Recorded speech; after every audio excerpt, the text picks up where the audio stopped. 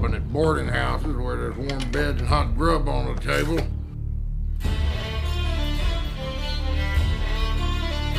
Traveling sound, keep alive.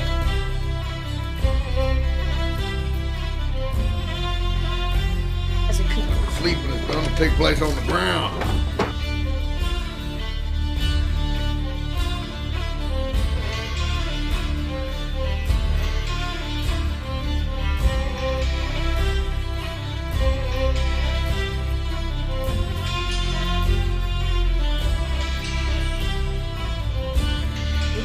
This ain't no coon dog.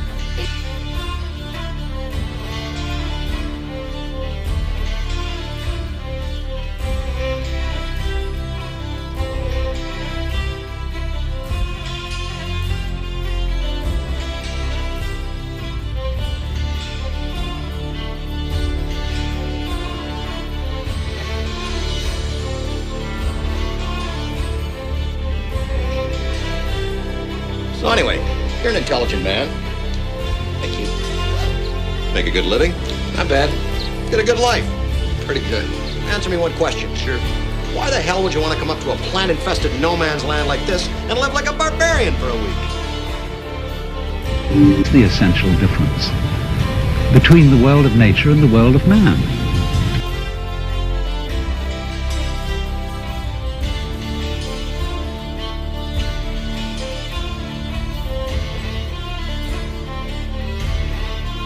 I see when I look out there, if you want to know.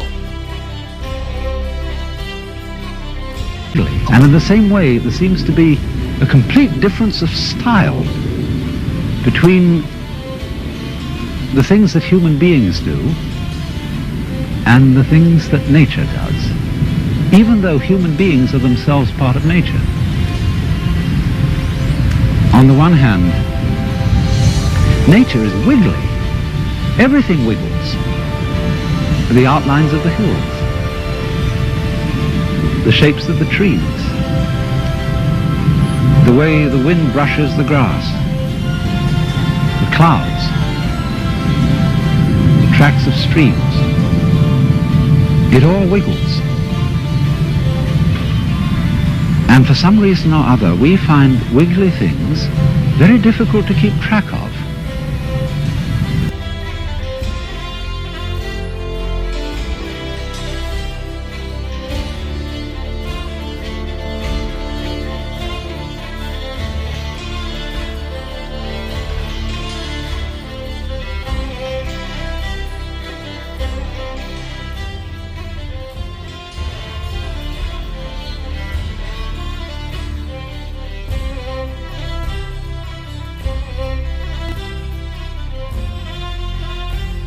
Body, I see the underdeveloped resources of northern Minnesota, Wisconsin, and Michigan. I see a syndicated development consortium exploiting over $1.5 billion in forest products.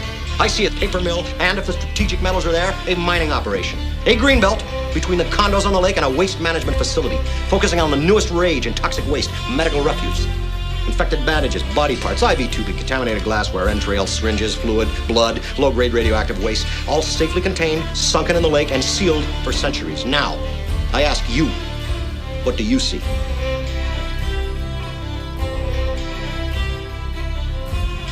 But it doesn't fit nature.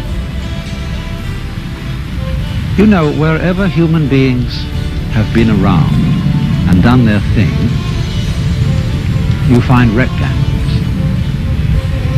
We live in boxes. Our streets, especially across states like Kansas and Nebraska, are laid out in a grid pattern.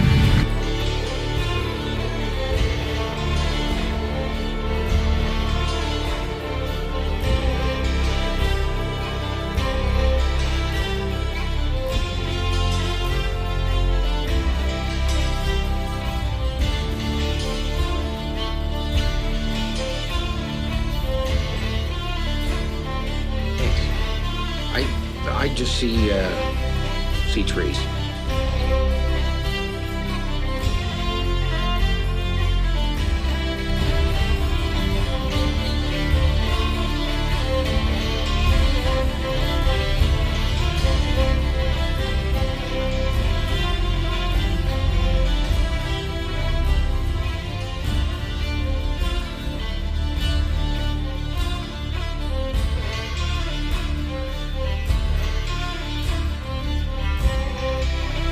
to me, because it seems that the human being really has a very simple kind of mind.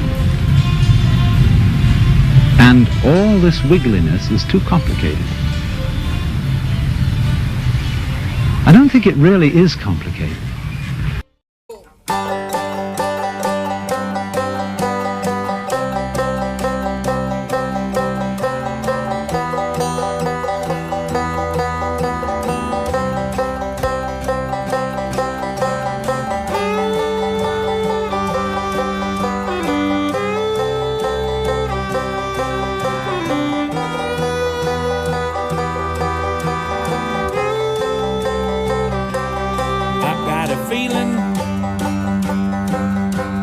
Tonight's gonna be a good night. Tonight's gonna be a good night. Tonight's gonna be a good night. I'm feeling. Tonight's gonna be a good night. Tonight's gonna be a good night. Tonight's gonna be a good day night. Tonight, hey, let's live it up. I got my money. Spend it all. Go out and smash it. Like, oh my God. Jump off the sofa. Let's get off. I know that we'll have a ball. We can get down and go out and just lose it all. I feel stressed out and won't let it go. Let's get way out of space down and lose all control. Fill up my cup. Mazel tov. Look at her dancing. Just take it off. Let's paint the town. Let's shut it down. Let's burn the roof. Woo! And then we'll do it again. Let's do it. Let's do it. Let's do it. Let's do it. And do it. And do it. Let's live it up and do it. And do it. Do it. Do it. Do it. Do it. Let's do it. Let's do it. Let's do it. Do it. Do it. Do it.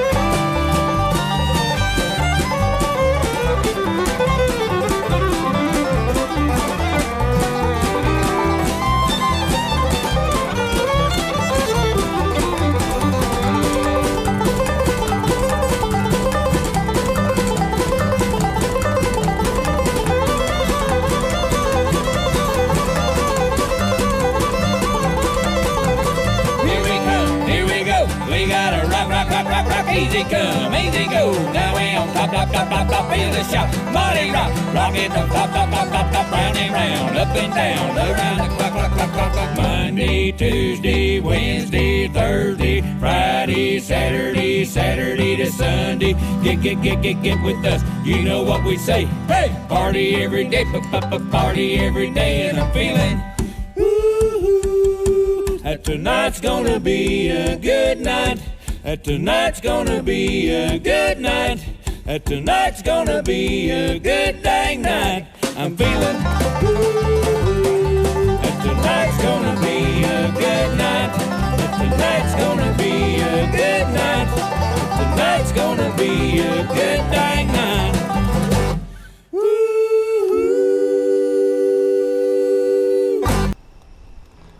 All right, welcome to Cooking in the Woods with Jordan and Zach. Jordan's got the stove going. There's the 2 bedrooms. Bathrooms over that way. And here's the porch. Pretty view. Let's cook some food. What we have here is some prime, lean, organic, free-range venison tenderloin that was walking the earth less than 1 month ago before she took an arrow to the lungs.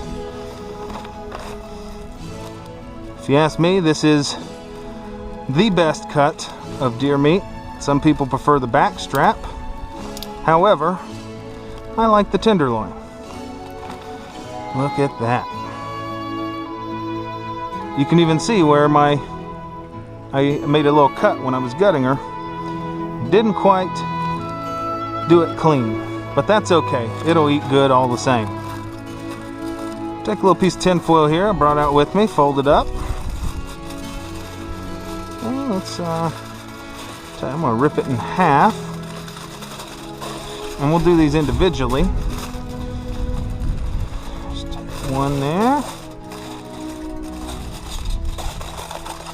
and take the other.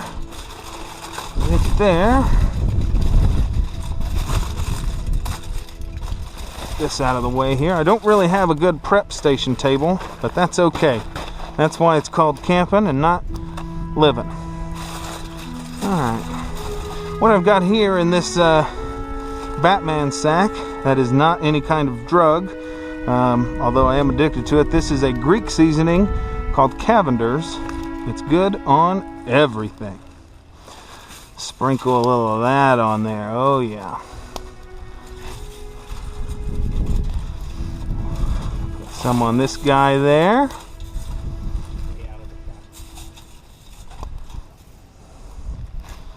All right.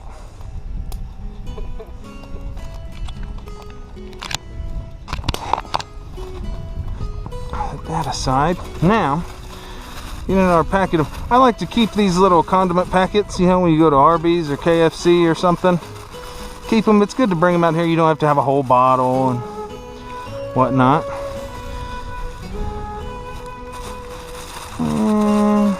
Okay. To help these cook a little better, I'm going to put a couple of packets of KFC Colonel's Buttery Spread. That'll cook up nice and good for us out here at GanderFire Campsite.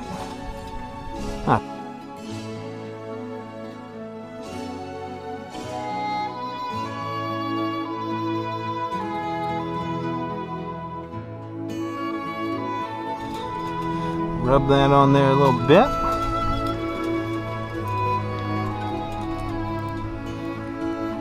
Another one there.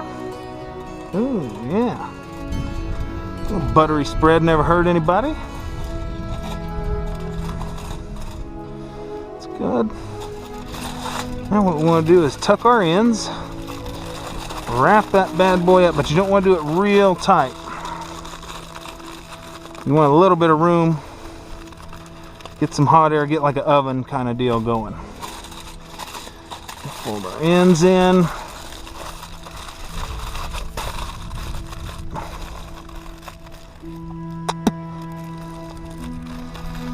Alright, now we got 2 deer tenderloins, and later on when we get hungry, we'll set these down in the coals underneath the fire there when we have a good bed of them, and cook those up nice and put them on a tortilla.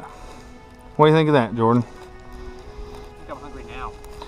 Okay, well, let's go and just put it next to it so we're not smothering anything. And we'll just let those kind of slow cook and turn them over, flip them around every little bit. I already hear it sizzling.